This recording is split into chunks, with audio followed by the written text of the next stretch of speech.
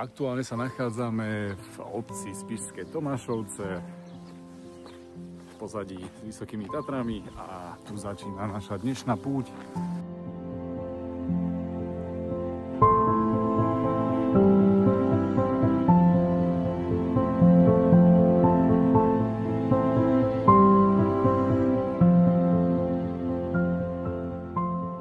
Aktuálne sa nachádzame na Tomášovskom výhľade.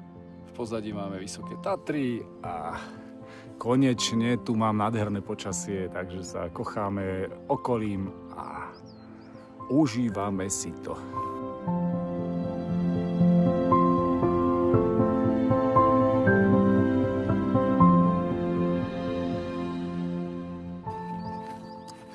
Aktuálne sa nachádzame na Čingove. Trošku som sa vydal po zlej žltej značke z Tomášovského výhľadu, mali sme žltou značkou vľavo, ja som sa vybral právo a uvedomil som si to vlastne až na polke trasy, že si robíme takú 4-kilometrovú zachádzku. Teda ideme od Čingova smer Biely potok a odtiaľ potom odbočíme na Sokoliu dolinu, na ktorú sa neskutočne teším. Je to moja srdcovka, ktorú si chcem opäť raz užiť.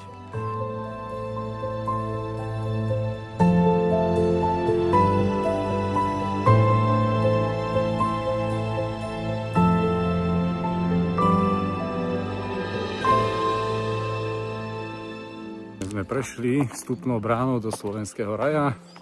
Dostali sme takúto vstupenku v hodnote 3 € a smerujeme na Biely potok.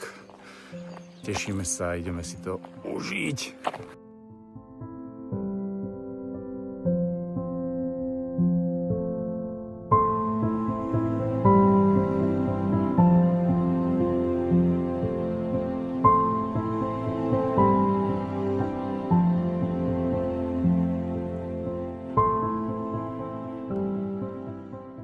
Nachádzame sa pri rácesníku Kyselé Ústie a za cca 20 minút nastúpime na Sokoliu dolinu.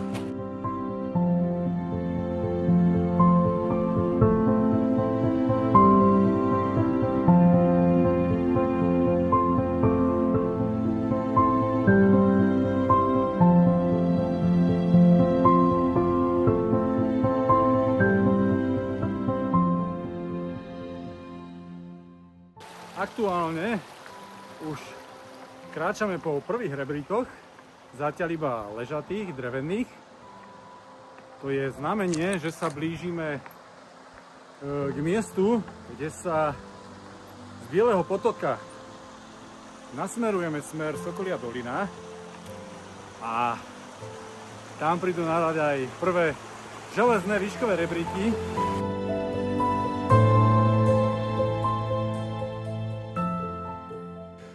Nachádzame sa na ceste Sokolia dolina Ústie a som tak povediac sklamaný, pretože na mieste, kde som sa pred 5 rokmi brodil po členky, dnes nie je takmer ani kvapka vody.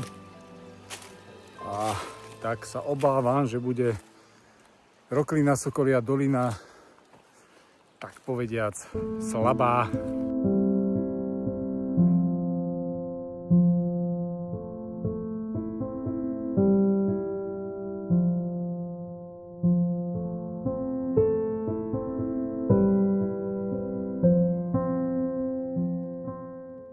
Aktuálne sa nachádzame pri prvom vodopáde s názvom Skalný vodopád a smerujeme na prvý kovový rebrík hore.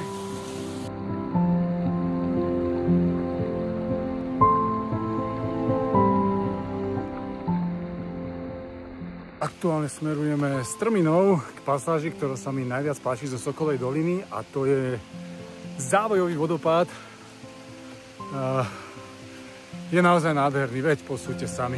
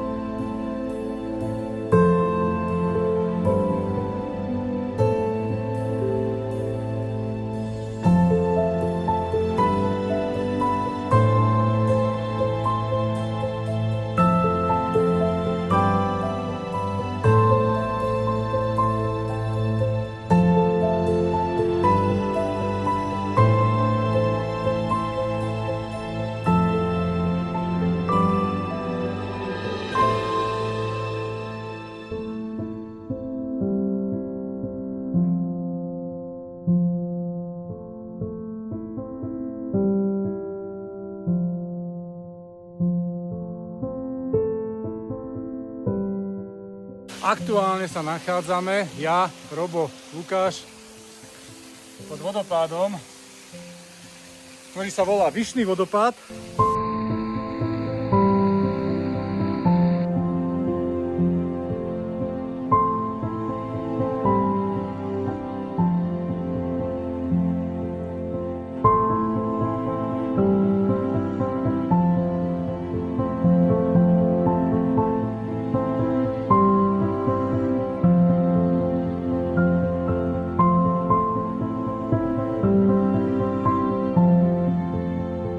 Kokolia dolina je pomaličky za nami.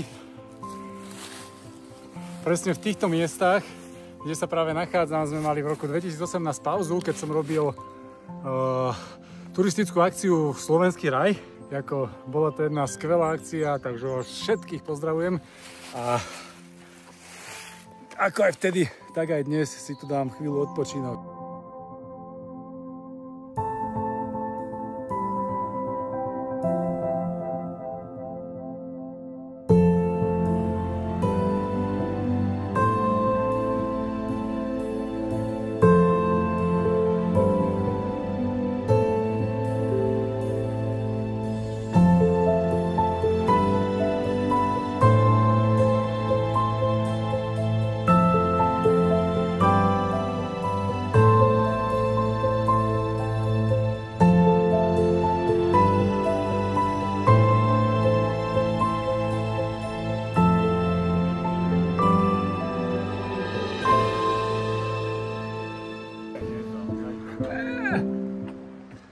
Aktuálne si užívame krásy prielomu Hornádu.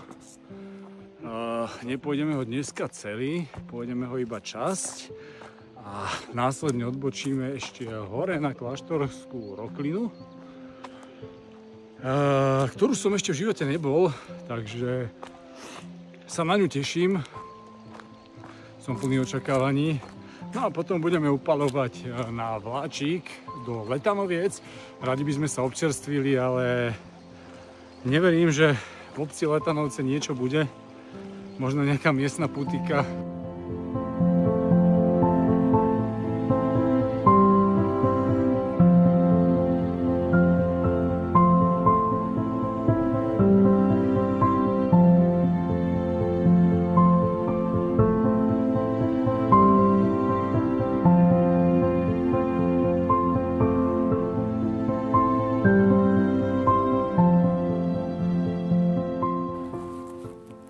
Nachádzame sa v Kláštorskej rokline v Ústi.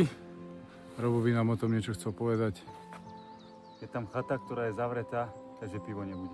Takže poď e-bike. Den. Poď e-bike. Den.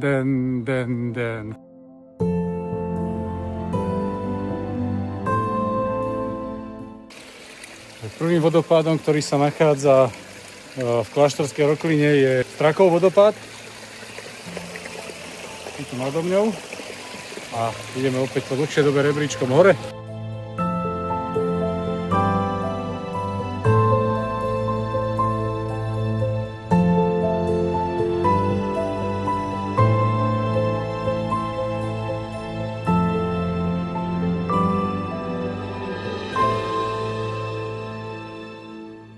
Ďalším vodopádom v Kláštorskej Roskline je tento s názvom Dúhový vodopád.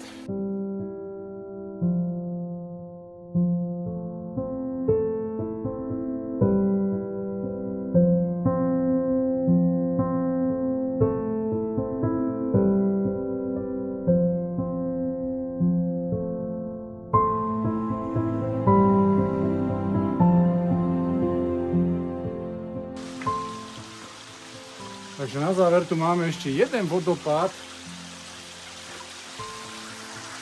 Názov vám nepoviem, lebo tu nie je, ale je to tento malý vodopádik, krásny.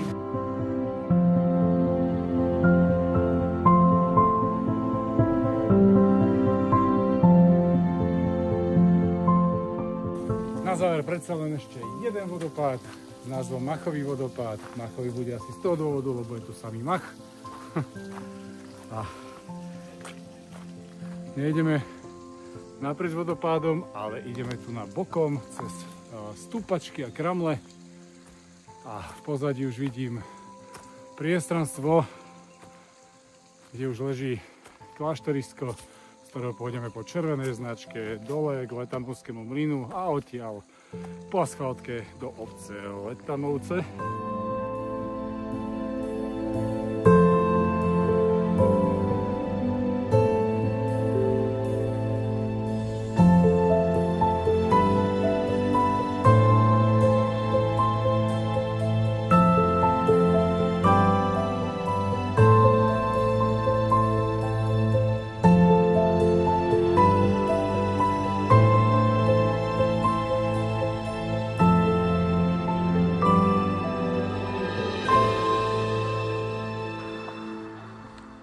Dnešná turistika sa nám pomaličky blíži ku koncu. Na hodinkách máme 33 km, na stanicu do Letanovec je to necelý kilometr. A ja už teraz môžem zhodnotiť, že to dnes opäť stálo za to. Tomášovský výhľad bola topka, konečne som mal výhľad na Tatry, následne Bielý potok. A aj tam už som vedel, keď som videl stav vody, že je nízka hladina, už som vedel, že žiadny brod na Sokoliu dolinu nebude. Aj v Sokolej doline bolo tej vodičky pomenej, no za to adrenalín zvýšil prvý rebrík, ktorý vôbec nebol upevnený k zemi a jak človek išiel hore, tak sa normálne ho vydal, bolo to dosť nepríjemné. Tak dneska sme prispeli každý 3 eurami pri vstupe do Slovenského raja, tak by ho mohli opraviť. A následne sme zišli dole na Podlesok, odtiaľ sme prešli prielom Hornádu, prvú časť. Následne sme išli hore na Kláštorskú Roklinu, ktorú som bol prvý raz. Je to malá roklina, ale stále za to pekná. No a z Kláštoriska sme sa vydali červenou turistickou značkou dole a teraz sme tu na asfaltke a smerujeme do Letanoviec, kde nám ide o 20 minút vláčik, na hodinka 18 hodín 57 minút. 33 km, 1291 stupňov metrov a celodenná krásna túra je za nami.